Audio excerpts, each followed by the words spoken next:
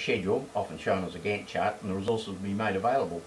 Down here, it's the availability of resources will dictate your schedule, of course. The lack of formal authority and inert governance, a sponsor who doesn't take an interest in the project, or conversely a project that takes too much, a sponsor who takes too much interest in the project and believes they're the project manager.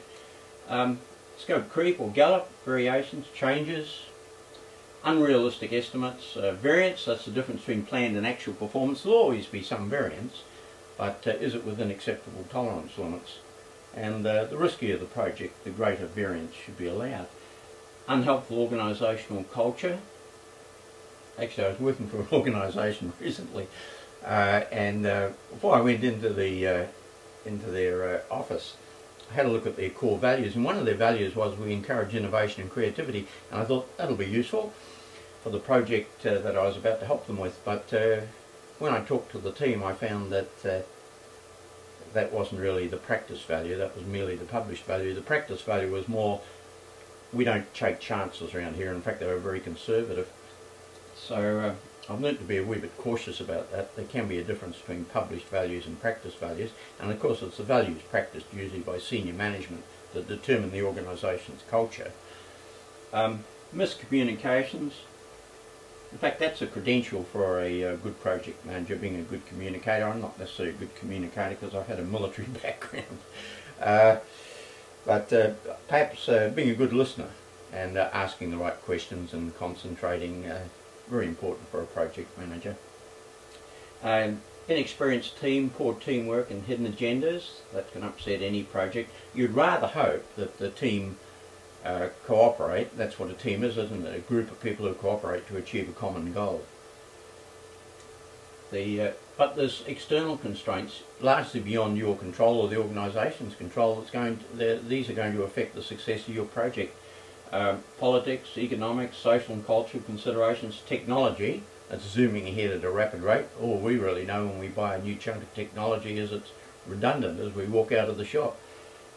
Legislation, not only current but pending legislation, environmental considerations, sustainability, and I've added to that acronym there a C for competition. If you're in private enterprise and your competition comes up with a better product sooner than you, not good. The matrix organisation, certainly in New Zealand, a lot of larger organisations based on the matrix approach, where we have department heads, line managers if you like, and then bigger projects might take people with the requisite skill sets from each of those departments and pop them together into the temporary project management organisation to undertake a project. I've shown project managers there linked to the project management office. Organisations may not have a project management office. They can be inexpensive and they're certainly a permanent part of the organisation, and sometimes they'll house project managers, or project managers might come from one of the functions within the organisation, or occasionally from outside the organisation on contract to do the project. However, this is the matrix organisation, sometimes described as a recipe for conflict and confusion. Mostly because each team member there has more than one boss. They've got a project manager and they've got a line manager, and when push comes to the shove, they usually their line manager gets preference. So it does make it awkward. But the division of responsibilities generally is that the project manager, resource borrower, I've described them as there, they should know why the project's being undertaken, what has to be done and when it's going to be done, whereas the resource owners, they generally determine who's going to be on the project team, where the project will be undertaken and how it will be done. I disagree a wee bit with the who bit. I think project managers should try to be a bit proactive about that and get the people on their team who are most suitable.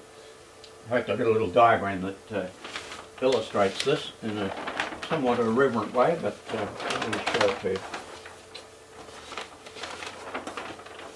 Yep.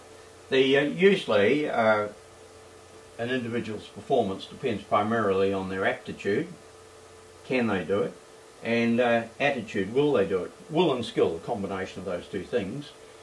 We would like every member of our team to have a high level of aptitude, skill level, and a great attitude. That's ideal.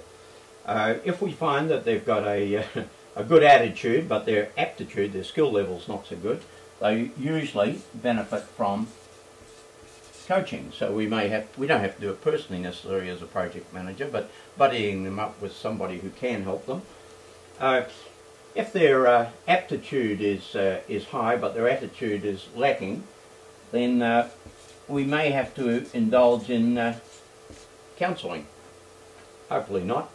And if they're in this bad square down here, they'll probably need to be counselled, followed by coaching. Although personally I think a better approach is the FIFO. That doesn't mean first in, first out. That means fit in or go away. We don't necessarily need them on the team. So that's the matrix organisation. Now stakeholders, that's a peculiar expression, isn't it? Sounds like something out of Dracula. Client owns the project and its deliverables. Stakeholders are people who can affect the project or might be affected by it. And 30 years ago, when I first got involved in project management, we only had one stakeholder, and that was the client. But now they're all over the place. And the project team, they're stakeholders too. The client owns the project and its deliverables. The client uses the deliverables, could also be the client. I beg your pardon, customer uses the deliverables, could be the client as well. Sponsor owns the business case, and they arrange project funding. They resolve those escalated issues, monitor progress, and chair the project steering committee if a steering committee is established. Steering committee provides support and guidance, and that might have senior people from the functions that are involved in the project as its composition. There's no standard composition. The project manager produces the final deliverable within the specified parameters for the client's satisfaction. And probably whilst project managers strive to meet those parameters, client satisfaction might ultimately be project success. Line managers provide human and material resources for the project, and they might also manage the deliverable at project completion because it's incorporated back into business as usual. The typical project organisation I've appropriately shown, I think, client, customer at the top, sponsor, and there's the project team within the dotted line. Project manager, employees, contractors, consultants and suppliers. Well, that's in a bigger project, and I've shown subcontractors there too, although they don't usually have a contract directly with the project manager, but they would with the principal contractor, prime or main contractor. In fact, you don't really interfere with subcontractors. It does make the point though that if you're selecting a contractor, select someone who can manage their subcontractors. Actually, there probably would be an exception there. It's a health and safety issue. You're obliged to step in and sort it out, and you can work out the niceties of communications later on. So, typical project organisation. I've also shown auditors out there. I think periodically one needs to have your project audited. Project managers often bum down into it and don't necessarily have a clear view of everything that's happening, but to bring in someone with a more objective view who can assess how things are going is often very welcome. So I'm a fan on auditing projects. Make sure you include something in the budget for that though. Steering committee for a bigger project, and maybe a project management office within the organisation too. And that's pretty much how they all fit together.